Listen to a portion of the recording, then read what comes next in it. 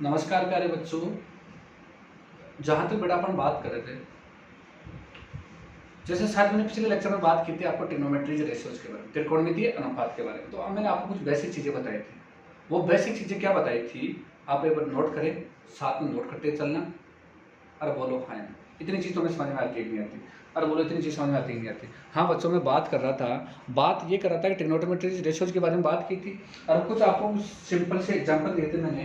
देखो फिर से आपको वो बात बता रहा हूँ। बात क्या बताई थी मैंने, ध्यान से दो।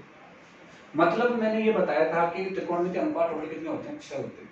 पहला होगा साइन थीटा, दूसरा होगा कोस थीटा, तीसरा होगा टेन थीटा, चौथा होगा कोस थीटा, अगला होगा सेक थीटा और अगला होगा कोसेक थीटा। इतने चीज में गिन के देखो टोटल। कोई पूछे टोटल त्रिकोणमितीय अनुपात कितने होते हैं, तो आपका जवाब आना चाहिए 1 2 3 4 5 6। समझ में आ गई? अब ये साइन थीटा किन दो भुजाओं का अनुपात होता है? और वो भी ये जो सारे जो त्रिकोणमितीय अनुपात होते हैं वो एक त्रिभुज से परिभाषित होते हैं। जब भी मैं इनकी बात करूंगा तो आपके दिमाग में आना चाहिए एक त्रिभुज, और वो त्रिभुज आना चाहिए संपूर्ण त्रिभुज। मैं आपको डायग्राम समझा देता हूँ, एक डायग्राम बना देता हूँ। ये लो आपका ये संपूर्ण त्रिभुज, जिसमें एक कोण कितने डिग्री का होगा? 90 डिग्री का। ये रहा ए, ये रहा बी, ये रहा सी। 90 डिग्री के जस्ट सामने भुजा ये तो है, तो ये वाली भुजा कहलाएगी कर्क। अगर ये कोण मैं थीटा मानता हूं तो ये बड़ा कहलाएगा परपेंडिकुलर लंब। शेष भुजा कहलाएगी वो क्या कहलाएगी?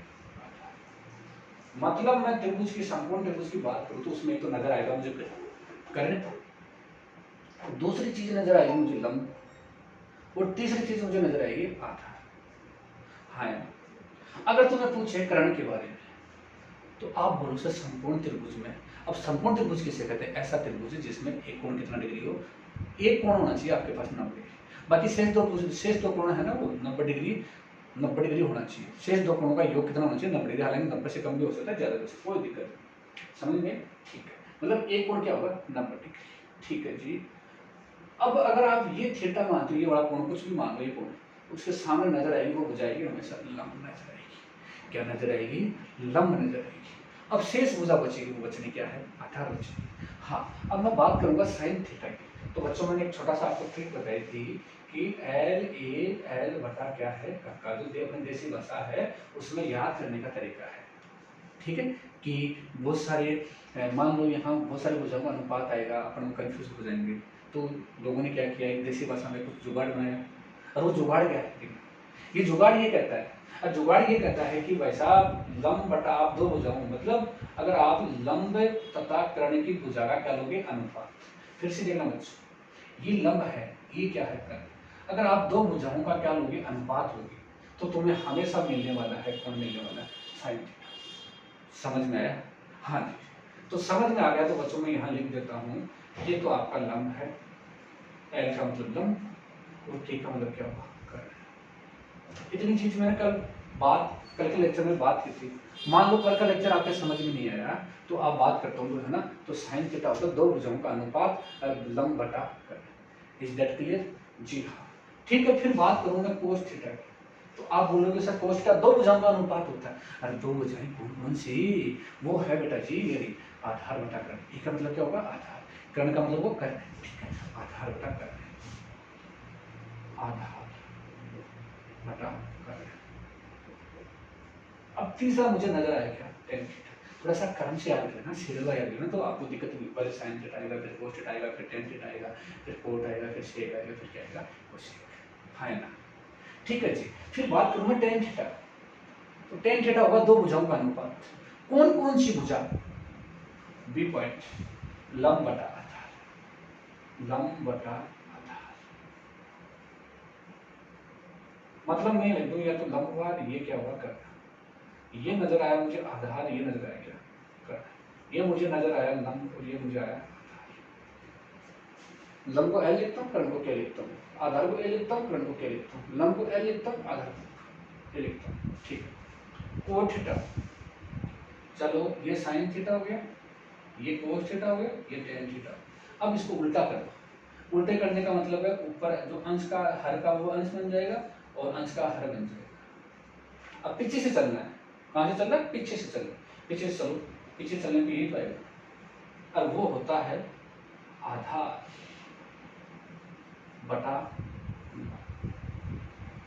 देखो आधार बटा लंब, ये मुझे मिलेगा cos थीटा, मतलब a बटा sec थीटा की बात करूँ तो ये जस्ट नजर मुझे sec थीटा आएगा, तो मैं लिख दूंगा कर्ण बटा कर्ण बटा क्या हो गया आधार। हाँ तो कर्ण बटा आधार था आपके पास, ये कर्ण की बटा, ठीक है। cos sec थीटा जो लास्ट बचा वही तो है, तो वो है कर्ण बटा क्या है, मतलब क्या है k बटा, हाँ इतनी में बात कर चुका था पिछले लेक्चर, ठीक है जी। हाँ जी अब सुनना, नजर डालो इन पे कुछ।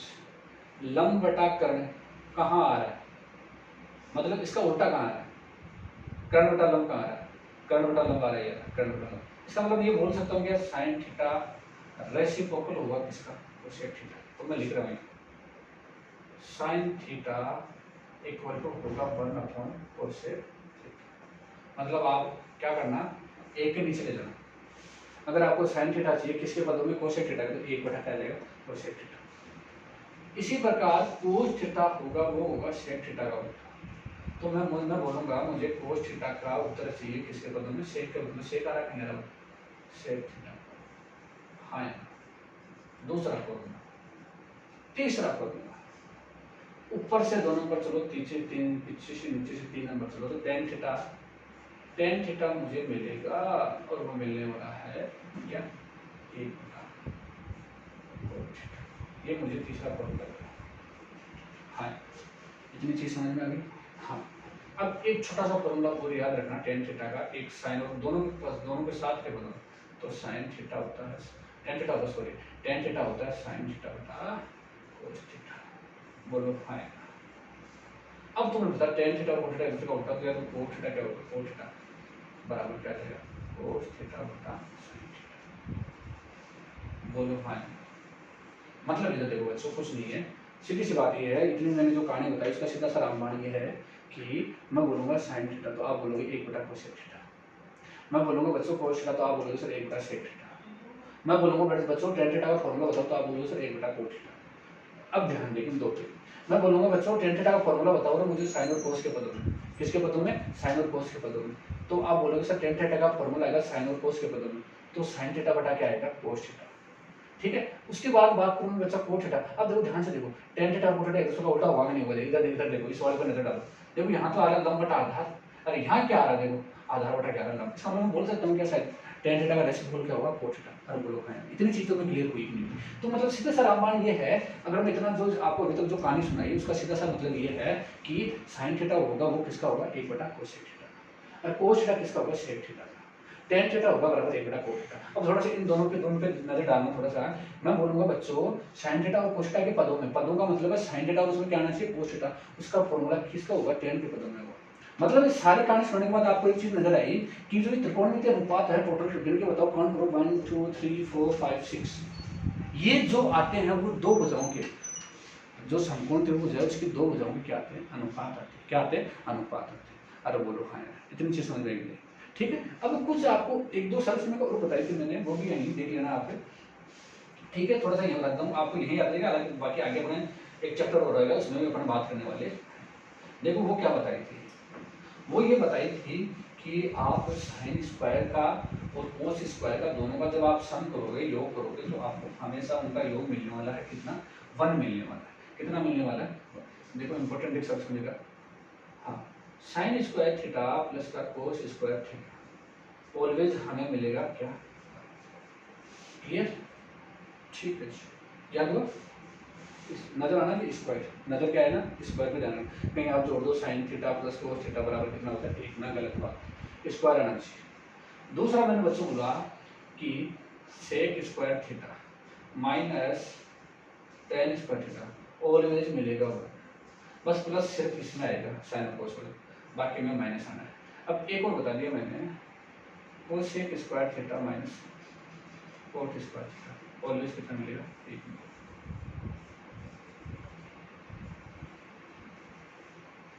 समझ में आएगी नहीं? इतनी चीज समझ में आई? हाँ या ना? मतलब sin square theta plus cos square theta बराबर 1, sec square theta minus tan square theta बराबर 1 और cosec square theta minus cos square theta बराबर कितना होता है? हाँ या ना?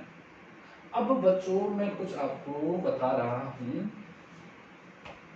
सारणी बनाना, कुछ विशेष मान, कुछ विशेष मान सारणी के माध्यम से।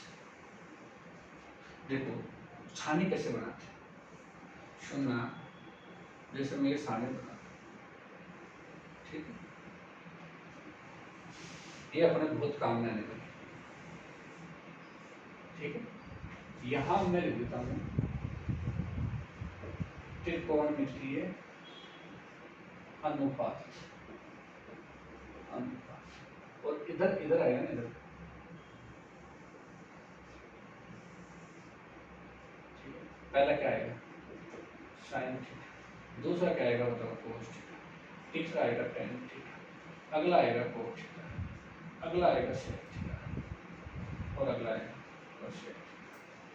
सारणी ध्यान से सुनना भाई, बाकी आपको मुंह जुबानी भी ये याद करनी होनी भी चाहिए, ठीक है। सुनना देखो, इधर मैं एकदम इधर इधर आएगा वो थीटा आएगा, इधर इधर से जो भी है सारे कौन चले, ठीक है। मैं लिख देता हूँ पहले यहाँ 0 डिग्री, ठीक है, उसके बाद 30 डिग्री, उसके बाद 45 डिग्री, उसके बाद 7 डिग्री, और उसके बाद क्या आएगा 90 डिग्री।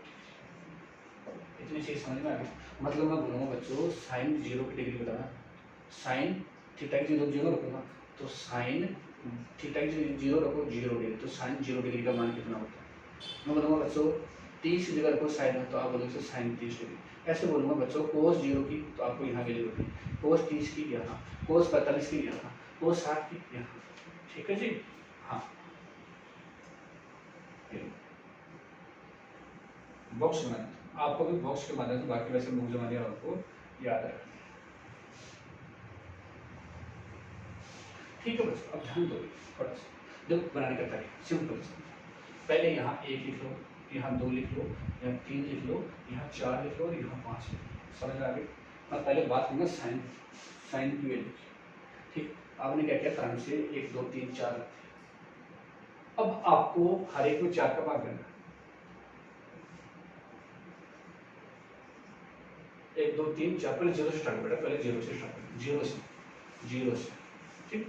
0 1 2 3 4, अब आपको 4 4 का भाग देना है, ये लो 4।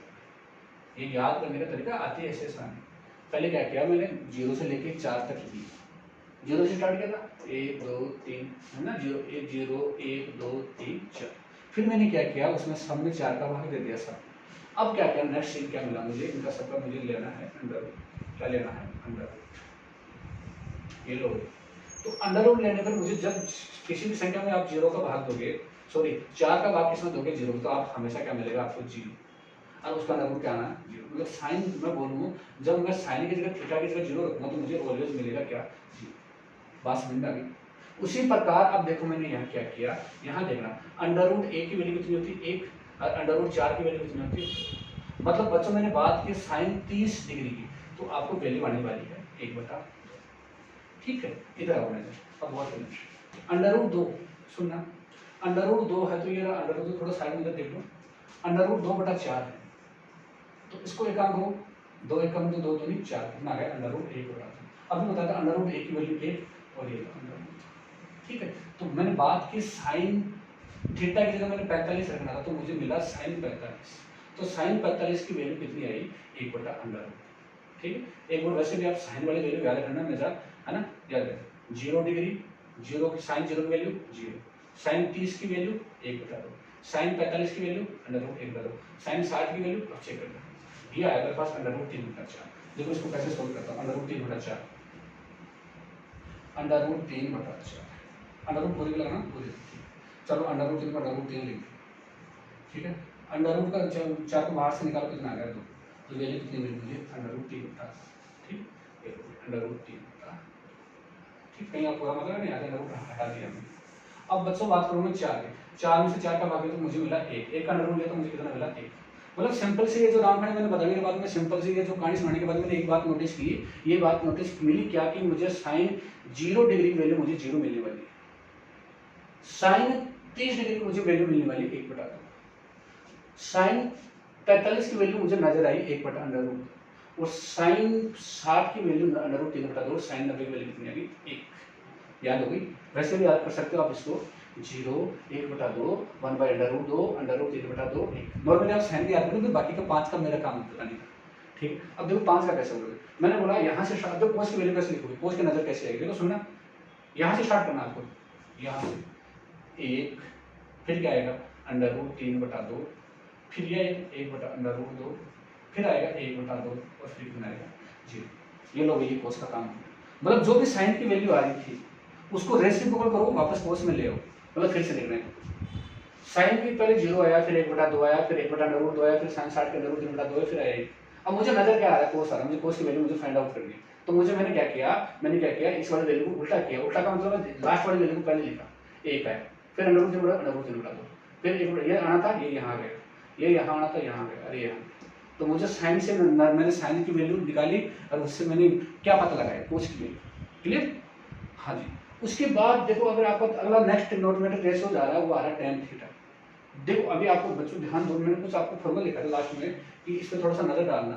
tan थीटा बराबर होता है साइन और कोस के बदल, तो वो होता है साइन थीटा बटा कोस थीटा। मतलब मुझे जब भी मुझे tan थीटा चाहिए तो मैं क्या करूंगा, मुझे साइन की पता है, मुझे कोस की पता है, तो मैं साइन में किसका भाग दे दूंगा, कोस का, तो मुझे ऑलवेज मिलेगा क्या, tan थीटा। मतलब देखो आपके पास साइन की वैल्यू पता है सबकी, कोस के पर्टिकुलर मान पता है, मुझे चाहिए क्या, tan थीटा चाहिए। तो मैंने अभी बताया कि अगर आप कोस थीटा का भाग किसमें दे दोगे, साइन थीटा में, तो ऑलवेज आपको जो भी वैल्यूज मिलेगी वो किसकी मिलेगी, tan थीटा।